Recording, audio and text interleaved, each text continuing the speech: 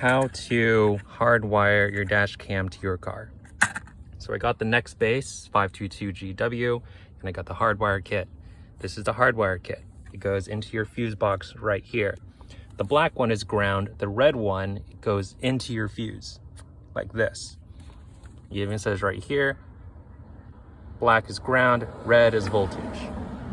The red ones should also come with these things. This should fit into your fuse box. Give you a variety right here. So if you take a look on the top left where the fuse is connected, you'll see 2 sets of 5 or a total of 10 in that cluster right there. It corresponds to this diagram right here. 1, 2, 3, 4, 5, 6, 7, 8, 9, 10.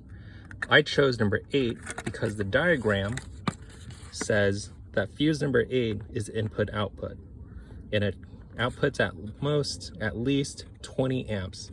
So I took the fuse for number 8 and put it into the adapter that's provided in the hardwire kit.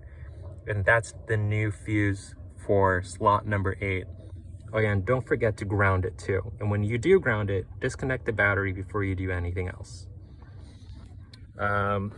So to test that it works, connect it, start the car, and if it turns on when you start the car with the engine running, then it works.